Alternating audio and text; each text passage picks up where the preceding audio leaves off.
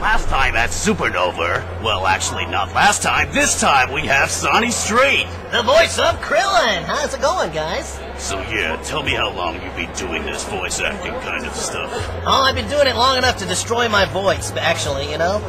A lot of other voice actors are actually singers. Is that the same with you? Oh, yeah. And you want me to do my puppy song? Yeah, why not? Show the audience your puppy song. Oh, hang on just a second. I gotta warm up. Me. That third note is hard to hit. All right, here we go. You ready? Oh, I wanna be your puppy. Wait, puppy. That's it. And love you always. That's very impressive. I'm moved. Thank you. So tell me, how does I think I moved a little too. Sorry. Tell me, how does one become a voice actor? Oh, well, if you want to be a voice actor, I recommend you get into acting classes, singing classes, obviously, and, you know, then you audition. If you get a part, you get a part. What other talents does Krillin have? Oh, Krillin can fart on cue. No, he can't. Krillin, you mean me as Krillin? Why not? Sonny Strait as Krillin. I'm also a comic book artist, and when I'm a comic book artist, my voice drops down a bit. Not too much, but just a bit. I did ElfQuest for DC Comics recently, and working on some other stuff right now that I'm under contract and can't talk about yet. When you actually went to apply to be a voice actor, did you actually think you'd get in, or did you?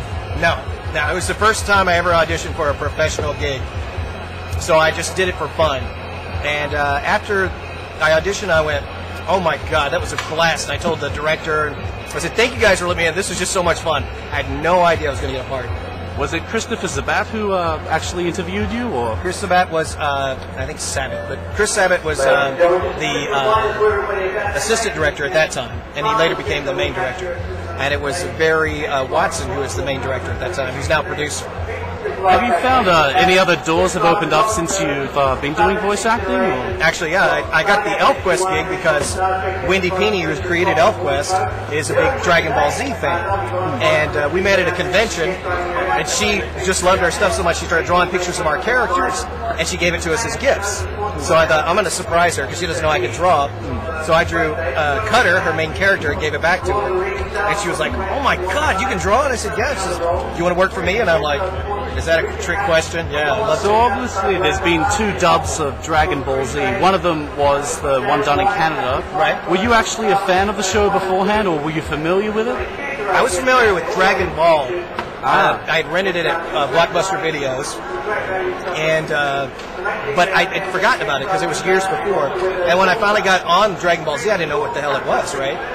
And I saw a poster, and it was a little Goku on a cloud, and I said, hey, I've seen that show. What is that? And he goes, that's the show you're on, man. It's Dragon Ball. I went, oh my God, how cool is that? Yeah.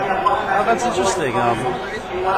Krillin obviously isn't the main character of the series, but he's more the comic timing and comic relief. He's a comic relief, but he's also the heart of the show. What do you find in a character like that rings through with you? Because a lot of people, Goku, like for Sean, he could understand Goku where he was coming from. So did Chris. He got very into the characters when he was, rehearsing and. I kind of do. I relate to Krillin in the fact that all of the Funimation actors are really bizarre people, and I always thought I was the most bizarre person I knew until I started working at Funimation, and I started feeling like Alice in Wonderland, which is kind of Krillin's role too, because he is surrounded by these people who are just weird, strange, powerful beyond measure, and I can understand, watching that, and just being the sort of the center of it, I've actually heard that some of the voice actors like to imitate each other. I've heard Sean do Chris and Chris do Sean. Tell me, do you do any of the other voice actors out of fun? All right, here is Sean Schimmel powering up.